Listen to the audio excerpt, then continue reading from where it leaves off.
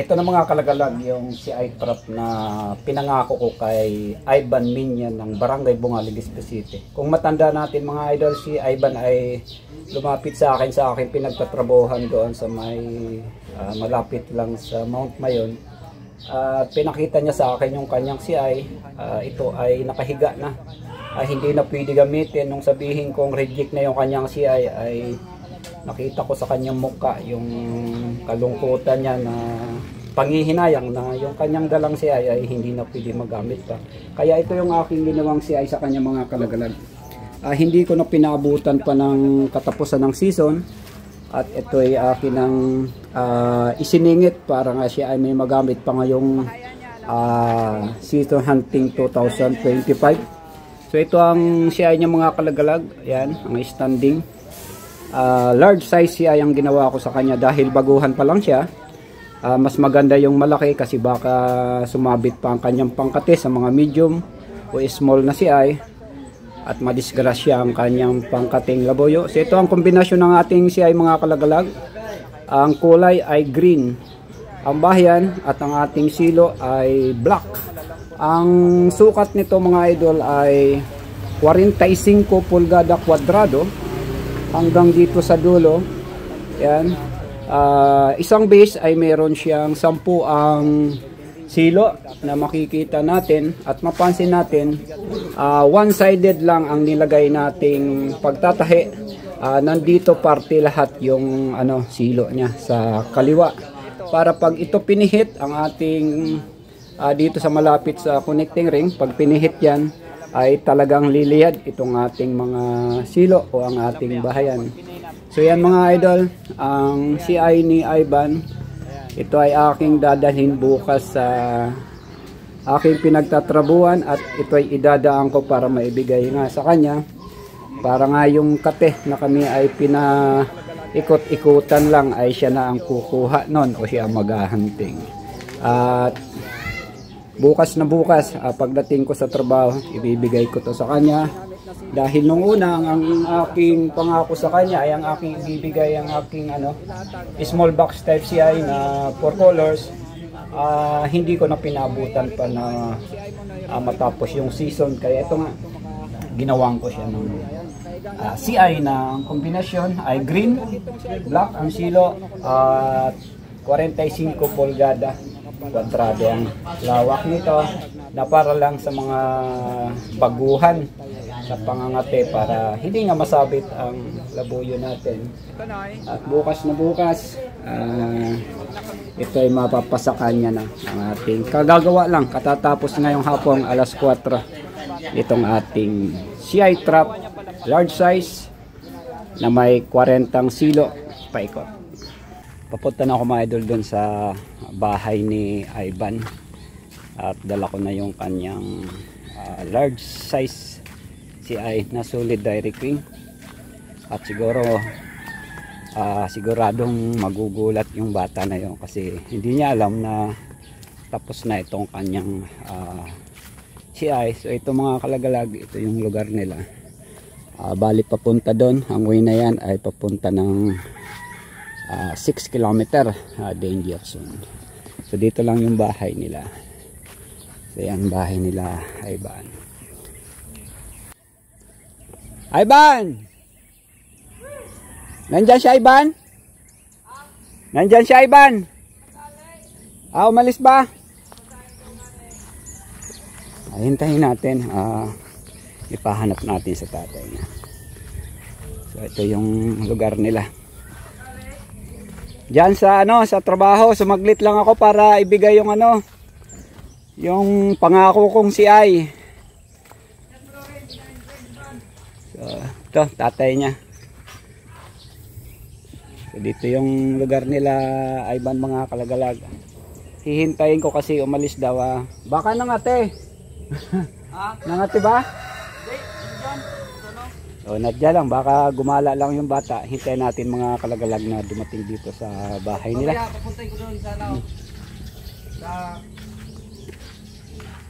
Ito, papa ni Jan. Hunters din ito ng baboy ramo. Dol, kailan tayo mag-hunting ng baboy ramo? Nag-hunting na? May kuha ba? May kuha nung karang araw. Yan, may kuha daw mga idol. Hindi nakatikim. Bakit? Matag hindi ko nakatikim. Pinagagawan? Pinagagawan. Yun lang. Nakita ko yung yung post niya kahapon, sabi ko, Tol, nakakuha pala kayo. Asan yung kate niya? Ha? Yung kate niyang babae? Inalimon. Ayun lang.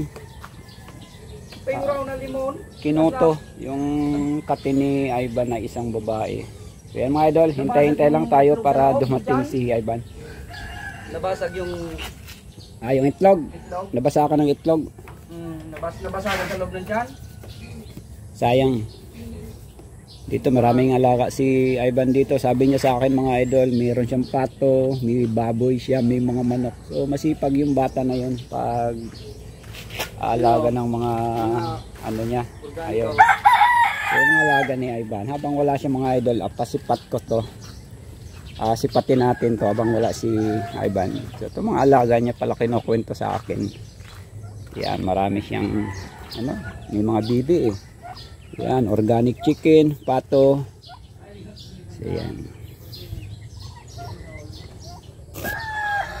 Kaya na mga idol si Ivan, yung batang gusto maging hunter ng labuyo. Ban, musta? Nandito na yung ko sa'yo, yung pangako kong si I. So ayun, nandun sa bag. Ito mga idol, para kay Ivan nga. Hindi ko na pinabutan ng tawag nito, may pinabutan ng katapusan ng season. So yan. Salamat. Ano masabi mo dyan kung okay pa? Okay naman. So yan, baklasin mo. Dito dyan. Yan, ayan. Itinali ko yan kasi alam mo ang 180 dapat sanayin sa ganyang sistema para maging ayon siya sa kanyang ikot. Ayan. Ito mga idol lang, siningit-singit ko lang to mga idol sa paggawa ko ng CI. Pag nakagawa ako ng isa, isisingit ko ang isang bahayan. At yun nga, natapos yung 4 na bahayan. Nakagawa tayo ng 45 pulgada kwadradong CI large. So yan. Makita mo dito, Noy. Balik mo muna. Balik mo siya, balik mo. Tatandaan mo pag yung tali na green, dito. Yan. Itong tali na green, ay diyan ka lagi mag-uumpisa. Ayan yung tali na green. Ayan. Ayan. Makikita mo kasi magkakulay. Pag yan, magbabaklas ka dito ka mag-uumpisa. Sige, buksan mo. Ayan, bubuksan ni Ivan. Ayan. Ayan. Hawakan mo dyan sa gitna. Ayan. Ayan. Patayo mo, Ban. Patayo mo. So yan mga idol, no? Ayan, tayo. At bibidyoan natin. Yan mga idol. Isang baklas, wala kang makikita ditong mga kalagalag. Buhol. So ayan. Walang buhol. Kita natin. Pantay na pantay ang mga silo. Dahil nga yan ay pag natin ginawa, lagi tayo may marking. So ito, ang CI ni Ivan na magagamit niya ngayong Mayo 19. May 19, 2025, may isang buwan pa na hunting season dito sa amin sa Mount Mayon hanggang kalahatian ng June. Pag tag-ulan na sa kalahatian ng June, wala na, tapos na, maghihintay naman tayo ng next season. So si Ivan, malapit lang siya dito sa Mount Mayon dahil nandito lang sila sa perimeter ng 8 km. So ako, napupunta pa ako ng 5 to 4 km para maganting. Pero sa Ivan, hindi pa siya pwede doon. Dito lang siya sa mga paligid ng 8 km to 7 km. Dol, baka pupunta muna doon sa kataas-taasan kay baka madisgrasya ka doon kasi may mga bangin, may mga patibong sa baboy ramo, baka kung madisgrasya siya. So yan mga idol, ang ating CI na bigay kay Ivan. Ikaw na ba maghuhuli doon sa labuyong pinasadahan lang tayo ha? At kapag nahuli mo yon, itembre mo agad sa akin para ma-share natin sa ating mga kalagalag na ang iyong CI na large solidaric ring ay makakuha ng alpas. So yan mga kalagalag, abangan natin kung makakahuli ito si Jan ngayong season hunting 2025 sa loob na lang ng isang buwan. Yan mga idol, tinutupi ni Ivan yung kanyang CI at tinuturuan ko na siya. At doon sa mga humingi sa akin ng CI, pagpasensyaan yung mga kalagalag dahil hindi naman lahat ay aking mapagbibigyan. Dahil ito si Ivan ay aksidente lang talaga pumunta doon sa aking pinagtatrabahuan at meron nga siyang dalang CI. Nagkataon lang na taga rito sa Barangay Bunga, Legazpi City. Malapit lang, sumadya sa akin yung bata. Siyempre, wala pa namang kakayahan si Ivan bumili ng CI o magpagawa sa akin. At kaya ito, extra ko lang na paggawa-gawa ay meron na siyang CI sa ngayon. Kaya yung mga nahingi sa akin, pasensya kayo mga idol. Karamihan na hingi sa akin ay mga bata. Kung malapit lang sana sa ganitong mga lugar ay mapagbibigyan ko. Pero next time ulit magpaparapol tayo para may makakuha ulit ng CI galing sa akin. Tulad nung nakaraan, ang nakakuha ng aking parapol ay taga Northern Luzon, isang bata rin, mga kaedad lang ni Jan. So ito na mga idol, natupi na ni Jan ang kanyang CI. Yan. Yun, marunong na yung bata tumupi. Kinuruan ko na ito mag setup. Siya na bahala at gagawa na lang siya ng papa niya ng paltak. Maraming salamat mga idol. Ban, shout out. Shout out po kay Sander. Sander, tapos Diyan sa Malilipot. yun, classmate mo? Barkada. Ayan, kaibigan niya si Sander. Siya mga idol. Thank you.